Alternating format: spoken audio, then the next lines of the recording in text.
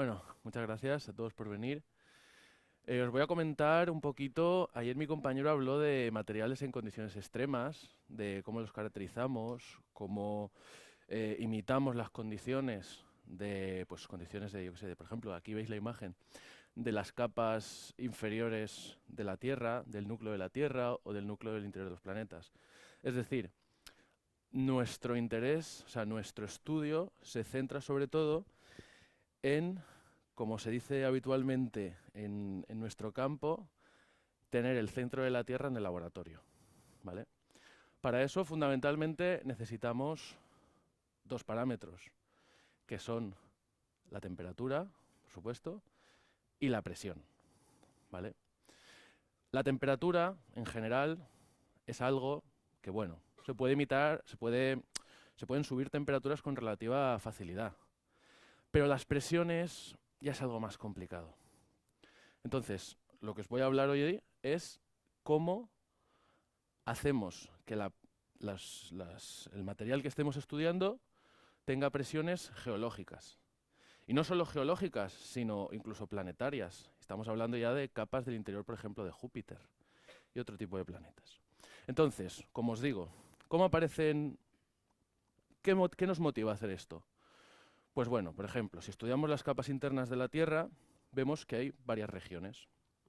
Esas regiones no solo están caracterizadas por las sustancias que hay en cada una de ellas, sino también por su presión y su temperatura.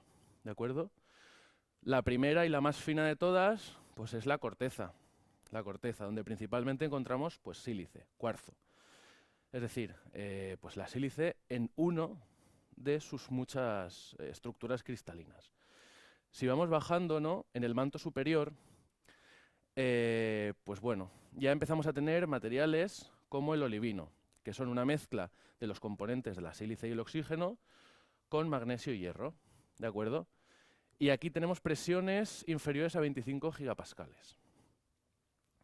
Si seguimos descendiendo, ¿de acuerdo?, ya nos encontramos con posiblemente la capa más grande de la Tierra, el manto inferior, ¿de acuerdo?, que tiene un rango de presiones que van desde 25 hasta 135. Y como se puede observar, tiene minerales similares al manto superior, solo que, fijaos que la composición es la misma, pero el mineral es distinto. Eso ya nos está diciendo una cosa, y es que ahí la presión lo que ha provocado es un cambio de las estructuras de dentro de la Tierra. Si continuamos bajando, llegamos a una capa que los geólogos, bueno, han caracterizado con mucho cuidado, que es una capa muy fina, que normalmente no aparece, que es la capa D, en la que se cree que hay una estructura, que bueno, hay gente que la está estudiando, que es una estructura que se llama postperovskita. Es decir, parece que ahí hay un pequeño rango donde hay unos materiales, ¿de acuerdo?, que solo se encuentran en esa capa. Luego tenemos el núcleo externo, que es líquido, ¿no? Tenemos sólido y luego líquido, principalmente es hierro y elementos ligeros, y ya extendemos las presiones desde 140 hasta 330 gigapascales.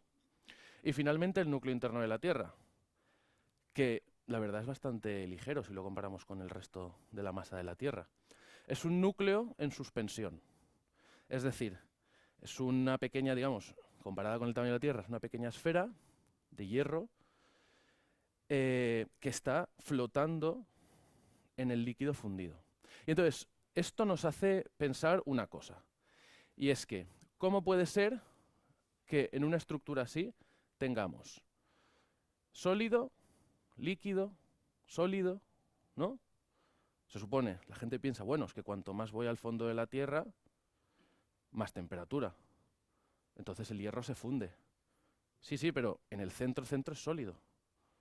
¿Cómo explicamos eso? La presión, ¿de acuerdo? Para que os hagáis una idea de los órdenes de magnitud que estamos manejando, pues aproximadamente en el centro son 350 gigapascales de presión, 100 gigapascales son 1 millón de atmósferas, más o menos. O sea que es bastante, ¿vale? Muchas veces os han hablado, ¿no?, de, por ejemplo, un submarino que se introduce en el fondo del mar la fosa de las Marianas, tal, y a veces hay problemas de ingeniería y el submarino empieza a reventar, porque tiene una profundidad máxima. Pues esas presiones son nada. O sea, esas presiones no llegan ni al gigapascal, ni a 1. O sea, que aquí estamos hablando de presiones realmente altas. Luego, otra pregunta. Hace poco, la sonda Voyager pasó por delante de Júpiter. Y entonces se dieron cuenta de que era un planeta con un campo magnético extremadamente fuerte. Es decir, es un campo magnético que de todos los planetas del sistema solar es el más intenso. Y entonces dijeron, ¿cómo un planeta gaseoso puede generar un campo magnético? Pues entonces se plantearon lo siguiente. Bueno, tenían los espectros diciendo los principales componentes del planeta, y el principal componente del planeta es el hidrógeno. Y entonces dijeron, bueno, pues ¿qué puede pasar? Y plantearon, hubo unos teóricos que hicieron una serie de cálculos y plantearon la posibilidad de la existencia de hidrógeno metálico. Es decir, que en el interior de Júpiter lo que se cree es que hay un pequeño núcleo sólido de hidrógeno metálico, también tiene un poquito de helio metálico, y alrededor de él hay hidrógeno metálico fundido, y esas corrientes dan lugar a un campo magnético que además, pues bueno, por la presencia de un núcleo metálico, pues todavía es más fuerte ese campo magnético. Y lo que produce son, en la superficie del planeta, estas auroras boreales, que son muy, muy intensas y se han observado bastante bien. Entonces, esto es todavía un tema que está en discusión, ¿vale? Ya se han hecho un par de experimentos y que parece que sí que confirman que el hidrógeno metálico existe. Lo que pasa es que los teóricos habían predicho que era 40 gigapascales, pero no se ha encontrado hasta 425, 400 y pico gigapascales. Entonces, es algo que hoy en día está bastante... es un topic bastante que a la gente le interesa muchísimo. De hecho, en las conferencias de altas presiones, lo que decía mi compañero, cuando hay una charla de hidrógeno metálico, la sala se llena de todas las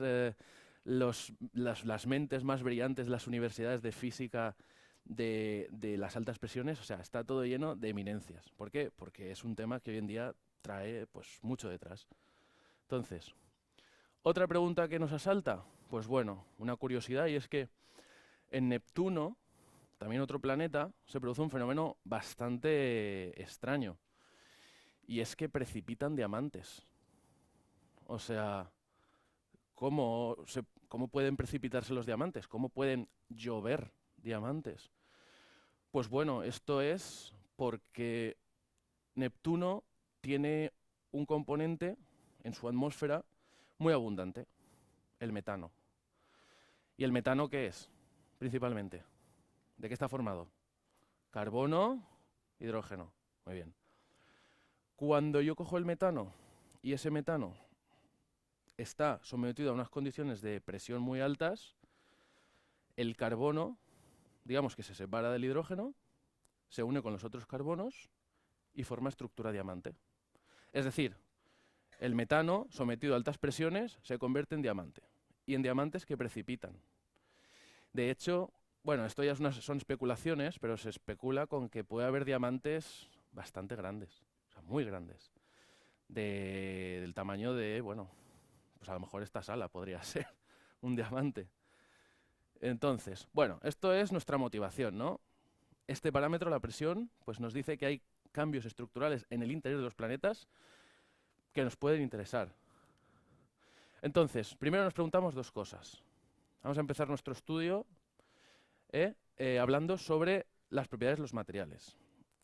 En función de cómo los átomos de una estructura estén situados, podemos hablar de varias estructuras. En general, la división más general que se hace de los materiales suele ser entre sólido cristalino o sólido amorfo. Entonces, aquí, por ejemplo, veis un ejemplo de un sólido 2D, ¿no? Lo he puesto así para simplificar las cosas. Un sólido cristalino y un sólido amorfo. Entonces, ¿qué diferencias hay entre ambos? O sea, si yo os pregunto, ¿qué diferencias veis aquí? ¿Qué podéis decirme? Yo creo que hay una diferencia bastante evidente, ¿no? O sea, uno, ¿cómo está? Ordenadito, en su sitio. Otro está, bueno, parece que aquí sí, pero aquí no es igual. Aquí tampoco es igual. Mm, ¿Qué es el elemento que distingue un cristal de un amorfo? La periodicidad. Es decir, un cristal se define como una sucesión ordenada de átomos en el espacio. Es decir, un cristal son átomos ordenados de forma periódica. Eso es. En nuestro caso, nuestro estudio se va a centrar principalmente en este tipo de sólidos, porque este tipo de sólidos son muy difíciles, son muy difíciles de estudiar y además en la naturaleza no están tan presentes. Suelen estar más los sólidos cristalinos y estos tienen propiedades, para mí, para la mayoría de científicos que los estudiamos, pues son mucho más interesantes. Entonces, ¿qué es un cristal? Bueno, ¿cómo se define un cristal? ¿No? Pues un cristal es la combinación, de hecho es el producto de convolución, lo he puesto aquí de forma matemática, de una red de puntos, son puntos imaginarios, ¿eh? Esto no es un cristal, esto es una red de puntos imaginarios. Y una celda unidad, ¿de acuerdo? Si os fijáis, esta red de puntos es una red hexagonal. Y cualquier red de puntos se puede describir con vectores de la base. Con dos, bueno, en este caso, como es bidimensional, con dos.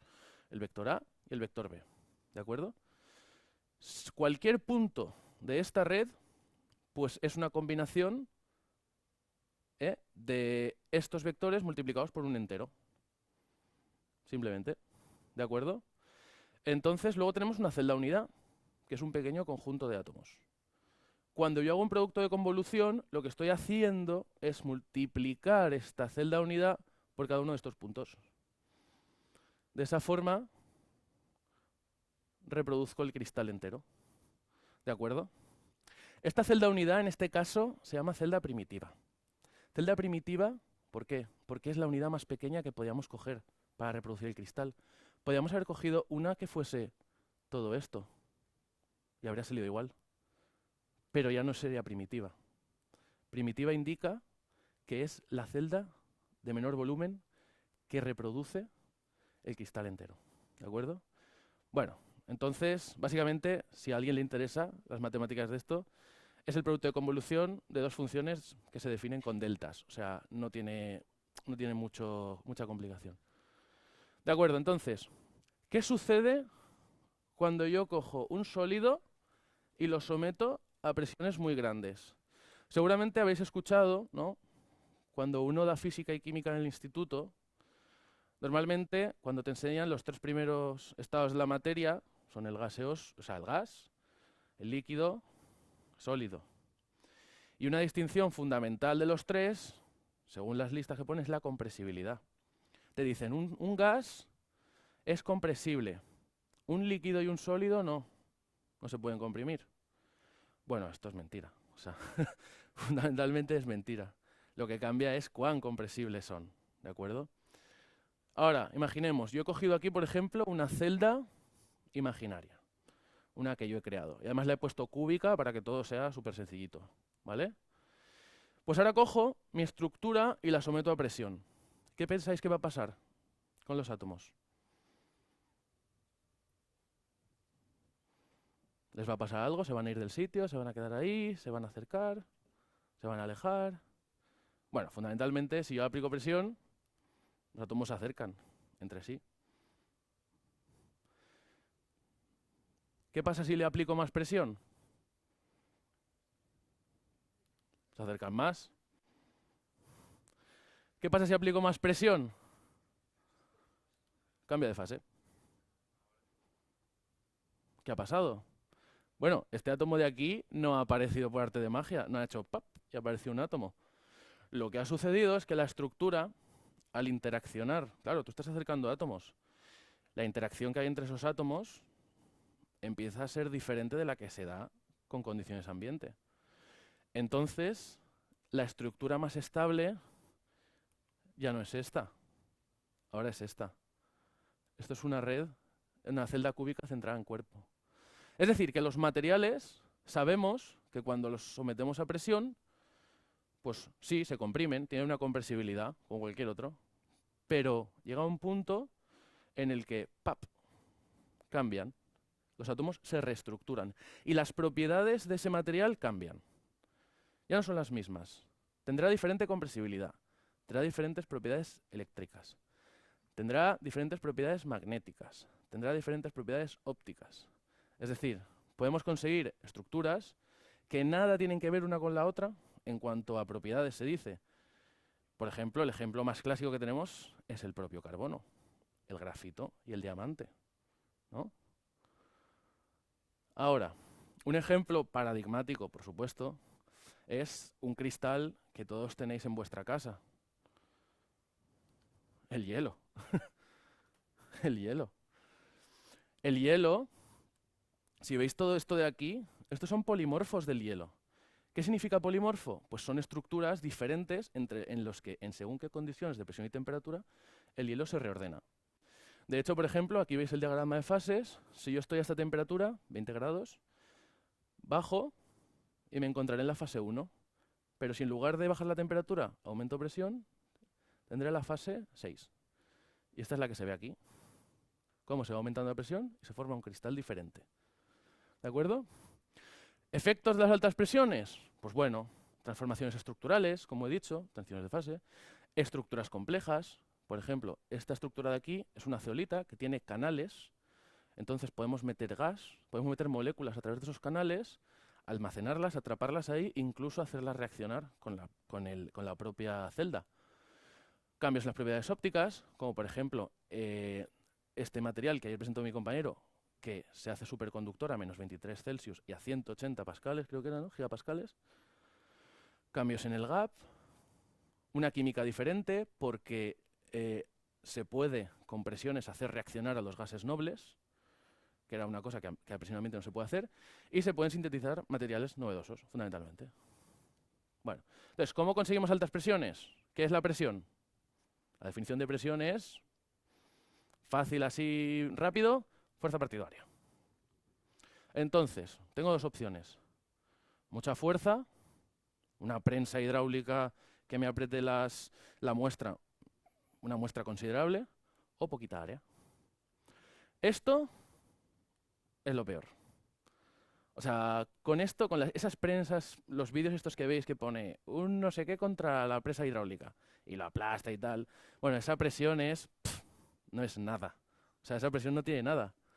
Lo que nos interesa es reducir el área para tener presiones geológicas, realmente. Entonces, os voy a decir cómo empezó todo esto, ¿vale? Este señor, Percy Bridgman, junto con este señor, decidieron crear un primer dispositivo que permitiese alcanzar altas presiones para estudiar muestras. Digamos, para estudiar la conductividad de las muestras y para estudiar viscosidad y compresibilidad. Entonces, tomaron una aleación que es bastante dura, aleación de tungsteno y carbono, ¿de acuerdo?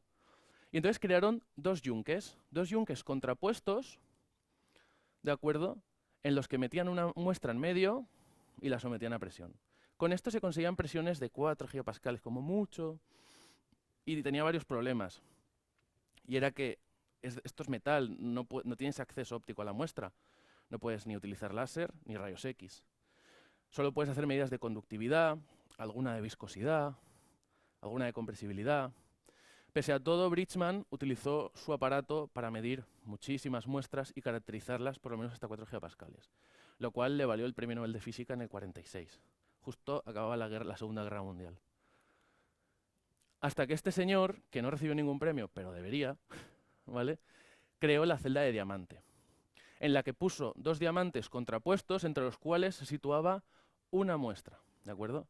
Y como veis, este es el primer prototipo que se patentó en el año 58 y aquí está este señor mirando a través del microscopio la muestra. ¿Por qué? Porque al ser diamante ya tenemos acceso óptico a la muestra. Entonces, ¿en qué consiste fundamentalmente este tipo de celda? Bueno, como ya he dicho, dos diamantes contrapuestos, ¿de acuerdo? Y un metal alrededor de ellos que se llama gasket. Este metal se perfora, ¿de acuerdo? Se perfora y aquí se sitúan pues, el material de estudio que queramos estudiar. Es la muestra, un indicador de presión, lo que queramos aquí. Aquí, por ejemplo, os he puesto, esta foto la saqué yo, esta es una de las celdas que tenemos en el laboratorio, ¿de acuerdo? Esto azul es plastelina, no le hagáis más caso. Y como veis, pues eso, el diamante va encajado, va engarzado en el gasket, ¿de acuerdo? Que es este metal de aquí. Los tamaños del cullet, este que se llama de donde se deposita la muestra, van desde las 500 micras hasta las 100 micras, incluso a veces menos, ¿de acuerdo? Pero en general ese suele ser el tamaño, con lo cual reduciendo hasta el tamaño de unos pocos centenares de micras, esto pues podemos conseguir presiones bastante altas. Entonces, ¿por qué diamante?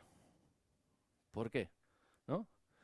Pues en primer lugar por su dureza. El material es el material más duro de la naturaleza, si no contamos el diamante hexagonal, que todavía, bueno, no se conoce muy bien.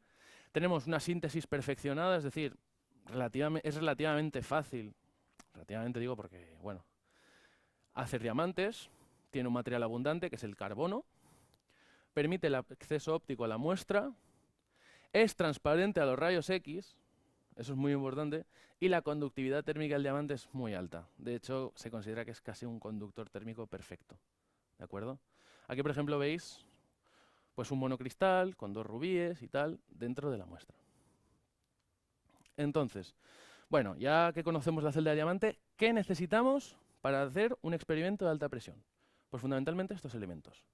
Estos elementos de aquí que son una muestra que puede ser polvo o monocristal. Es decir, un pequeño cristalito o el cristalito triturado. Una junta, un gasket, que es esto de aquí, que puede ser acero, pero en el mejor de los casos es renio o tungsteno, que son bastante más duros. Un medio transmisor de la presión, para mejorar la hidrostaticidad. ¿Por qué? Fijaos en esto. Mirad esta curva de presión. Aquí hay un gradiente de presiones muy grande. Es decir, que cuando yo someto la muestra sin ningún tipo de medio, lo que sucede es que esa muestra, en diferentes puntos de la muestra, la presión varía. Al cambiar la presión de un punto a otro, se genera un estrés. Y cuando se genera un estrés, se rompe la muestra. Y no solo se rompe, sino que además las medidas salen muy mal. Porque si tú quieres medir, por ejemplo, la distancia entre los átomos, al tener diferentes presiones, tienes una aquí así y otra así. Entonces luego cuando hagas tus picos, te saldrán unos picos así de anchos. Entonces, claro, necesitamos un líquido o un gas. Algo que lo que haga es que cuando aquí hay un exceso de presión, ¿no? Pues el líquido, digamos, lo que hace es igualar más o menos en todos los puntos que haya la misma presión. ¿De acuerdo? Para esto se puede hacer aceite de silicona, mezclas de etanol y etanol, pero a mí me gusta mucho utilizar gases. Argón, neón y helio. Cuidado con el helio, porque el helio, los átomos de helio son chiquitines y se pueden meter dentro de la estructura del diamante o en sus grietas y el diamante revienta. Lo sé porque lo he visto. Y además revienta y se hace polvo. O sea, no son trocitos, es polvo, polvo. Vamos, que te lo cargas. Y luego un calibrante de presión, ¿no? Porque la siguiente pregunta es, vale, tenemos la muestra ahí, la estamos apretando y tal, pero... Bueno, espera, antes de esto... Pero, ¿cómo vamos a medir la presión? Pues la presión se utiliza un calibrante, que puede ser rubí, cobre, platino, sal, normal. Ahora, por ejemplo, esto os lo enseño por curiosidad. Estas celdas no se suelen utilizar, salvo en cuestiones donde sí interesa llegar a presiones muy, muy, muy, muy altas. Estas son celdas de ultra alta presión, ¿de acuerdo? Esto es una celda toroidal. Como veis, mirad el perfil, es como si tuviese dos diamantes, uno aquí y otro aquí. Con este tipo de celdas se pueden alcanzar presiones por encima de 400 gigapascales. O sea, el núcleo de la Tierra y más, ¿vale? Y no solo eso, sino que este tipo de celdas se han utilizado recientemente en los experimentos para conseguir hidrógeno metálico. ¿de acuerdo? Porque son las únicas capaces de alcanzar estas presiones. Luego tenemos una celda muy, muy especial, pero que es muy difícil de construir y que creo que solo se ha hecho una vez o dos, me parece, que es la celda esta, la DSDAC, que se llama, que se alcanza presiones cercanas al terapascal, 1000 gigapascales, ¿vale? Ya estamos hablando de 10 millones de atmósferas. Estamos hablando de, pues como más de 3 veces la presión del centro de la Tierra. O sea, entonces, ¿esto cómo se hace? Pues básicamente lo que han hecho aquí es, en los dos diamantes, han crecido un mini diamante de forma esférica aquí, un nanodiamond. Y entonces ponen la muestra ahí con mucho cuidado, supongo que lo harán con algún tipo de aparato especial, la ponen ahí, y entonces cuando las dos semiesferas contactan con la muestra en medio, pues eso llega, pues eso, al terapascal, más o menos. Entonces ahora, ¿cómo medir la presión? O sea, ¿cómo sé yo que dentro, en mi experimento, hay tanta presión? Pues con un calibrante. ¿Qué es un calibrante? Algo que yo sé, que yo he calibrado para que me dé la presión. Por ejemplo, nosotros usamos rubí. Como veis, bueno, las piedras preciosas en el laboratorio aquí vuelan, rubí, diamante. O sea que las cosas hay que tratarlas con mucho cuidado, porque si se pierden o se rompen, te quedas sin dinero enseguida. Entonces, el rubí, bueno, pues tiene cromo dentro. Entonces, eso hace que tenga una serie de niveles electrónicos que cuando yo pues meto luz, por ejemplo, meto un fotón a través de un láser, ¿no? Este decae al tiempo. Y entonces nos da una línea. En este caso son dos, porque este nivel, los dos niveles, ¿vale? En verdad es un nivel doble. Entonces tenemos dos picos. Este material, el rubí, bueno, en verdad es esto de aquí, ¿eh? Estas dos bolitas. Cuando lo sometes a presiones altas, esto de aquí cambia. Entonces nosotros, ¿veis? Si, por ejemplo, si os fijáis aquí que estamos iluminando dos rubíes, aquí, por ejemplo, en el primero está a casi cero, ¿vale? Y se ve ahí, en negro. Aquí está a 3,25 gigapascales, ¿veis? Se ha movido. Entonces, siguiendo esta línea, cómo se desplaza, puedo ver la longitud de onda de emisión de la luminiscencia y esa longitud de onda está calibrada con la presión. Entonces, ya puedo saber lo que tengo. Ahora, dispositivos térmicos. La temperatura es otro de los parámetros, de las variables que necesitamos en nuestro experimento. Bueno, pues por ejemplo, si queremos enfriar algo, pues tenemos criostatos. Un criostato es un aparato que sirve para someter una muestra a temperaturas muy bajas. En nuestro caso, claro, los criostatos tienen que estar adaptados para poder encajar una celda de diamante, es decir, para trabajar con temperatura y con presión. Entonces, estos aparatos, aquí os he puesto unos comerciales, ¿vale? Suelen trabajar en el rango de 3 Kelvin 300, ¿vale? O sea, pueden llegar hasta 3, 2 y pico Kelvin de temperatura y suelen emplear nitrógeno líquido o, en el mejor de los casos, helio, ¿vale? También hay técnicas ópticas y tal, pero bueno, eso ya es otro mundo. Calentamiento resistivo. Lo que podemos hacer, como se ve aquí, es una celda en la que yo he enrollado una bobina. Esa bobina calienta la celda entera, ¿de acuerdo? Entonces tenemos que meter la celda dentro de esto. Esto es una vasija. ¿Por qué? Tenemos que hacer el vacío. Es importantísimo hacer el vacío. ¿Por qué? Porque a altas temperaturas y en presencia de oxígeno, el diamante se grafitiza, se quema. Nos quedamos sin diamantes.